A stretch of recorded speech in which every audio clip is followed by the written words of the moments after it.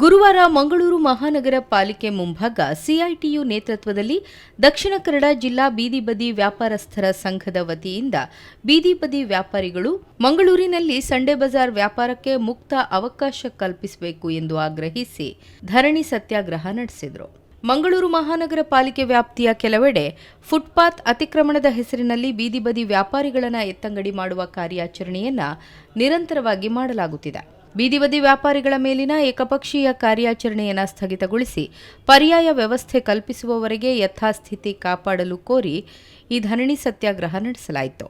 ದಕ್ಷಿಣ ಕನ್ನಡ ಜಿಲ್ಲಾ ಬೀದಿ ಬದಿ ವ್ಯಾಪಾರಸ್ಥರ ಸಂಘದ ಕಾರ್ಯಾಧ್ಯಕ್ಷ ಸುನೀಲ್ ಕುಮಾರ್ ಬಜಾಲ್ ಪ್ರತಿಭಟನಾ ನಿರತರನ್ನುದ್ದೇಶಿಸಿ ಮಾತನಾಡಿ, ಪಾದಚಾರಿಗಳ ಹಕ್ಕು ಮತ್ತು ಬೀದಿ ಬದಿ ವ್ಯಾಪಾರಿಗಳ ಜೀವನೋಪಾಯದ ಹಕ್ಕು ಎರಡೂ ಸಂವಿಧಾನದಿಂದಲೇ ರಕ್ಷಿಸಲ್ಪಟ್ಟಿವೆ. ಸಾರ್ವಜನಿಕರಿಗೆ ಮುಕ್ತ ಸಂಚಾರದ ಹಕ್ಕನ್ನು ನೀಡಿದರೆ ಪ್ರತಿಯೊಬ್ಬ ನಾಗರಿಕನಿಗೂ ಬೀದಿ ಬದಿ ವ್ಯಾಪಾರ, ಉದ್ಯೋಗ ನಡೆಸುವ ಹಕ್ಕನ್ನು ನೀಡುತ್ತದೆ. ಸಂವಿಧಾನದ ಅನುಚ್ಛೇದ 21 ನಾಗರಿಕರ ಬದುಕುವ ಹಕ್ಕನ್ನು ಮಾತ್ರವಲ್ಲ, ಗೌರವಯುತ ಜೀವನೋಪಾಯದ ಹಕ್ಕನ್ನು ನೀಡಿದೆ.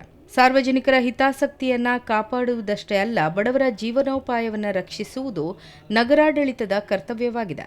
ಪಾದಚಾರಿ ಮಾರ್ಗಗಳನ್ನು ಮುಕ್ತಗೊಳಿಸುವ ಮುನ್ನ ಬೀದಿ ಬದಿ ವ್ಯಾಪಾರಿಗಳಿಗೆ ಕಾನೂನುಬದ್ಧ ವ್ಯಾಪಾರ ಮತ್ತು ಗ್ರಾಹಕ ಸ್ನೇಹಿ ವ್ಯಾಪಾರ ವಲಯಗಳನ್ನು ನಿರ್ಮಿಸಬೇಕು ಮತ್ತು ಪಟ್ಟಣ ವ್ಯಾಪಾರ ಸಮಿತಿ ರಚನೆ ಮಾಡಿ ಬೀದಿ ಬದಿ ವ್ಯಾಪಾರಿಗಳ ಮತ್ತು ಸಾರ್ವಜನಿಕರ ಅಭಿಪ್ರಾಯಗಳನ್ನು ಕ್ರೋಢೀಕರಿಸಿ ತೀರ್ಮಾನ ಕೈಗೊಳ್ಳಬೇಕು ಎಂದು ಆಗ್ರಹಿಸಿದರು. ಸಂಡೆ ಬಜಾರ್ ಇರಬಾರ್ದು ಅಂತೇಳಿ, ಈ ಸಂಡೆ ಬಜಾರ್ ಇವತ್ತು ನಿನ್ನೆ ಇದ್ದದ್ದಲ್ಲ. 30-40 ವರ್ಷಗಳ ಇತಿಹಾಸ ಇದೆ ಮಂಗಳೂರಿನ ಸಂಡೆ ಬಜಾರ್ಗೆ.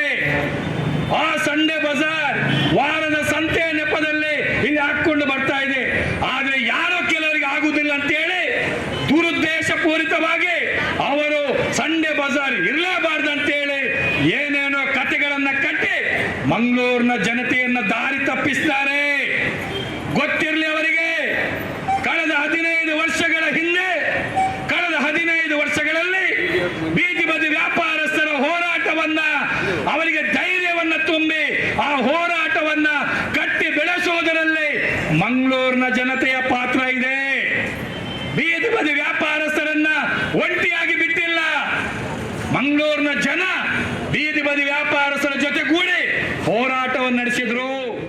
ದಕ್ಷಿಣ ಕನ್ನಡ ಜಿಲ್ಲಾ ಬೀದಿ ಬದಿ ವ್ಯಾಪಾರಸ್ಥರ ಸಂಘದ ಗೌರವಾಧ್ಯಕ್ಷ ಬಿಕೆ ಇಮ್ತಿಯಾಸ್, ಅಧ್ಯಕ್ಷ ಮುಜಾಫರ್ ಅಹ್ಮದ್, ಪ್ರಧಾನ ಕಾರ್ಯದರ್ಶಿ ಸಂತೋಷ್ ಆರ್ಎಸ್, ಕೋಶಾಧಿಕಾರಿ ಹಮ್ಜಾ ಮೊಹಮ್ಮದ್, ಡಿವೈಎಫ್ಐ ಮುಖಂಡ ಮುನೀರ್ ಕಾಟಿಪಳ್ಳ, ಸಿಐಟಿಯು ಮುಖಂಡರಾದ ಜಯಂತಿ ಮತ್ತಿತರರು ಪಾಲ್ಗೊಂಡಿದ್ದರು.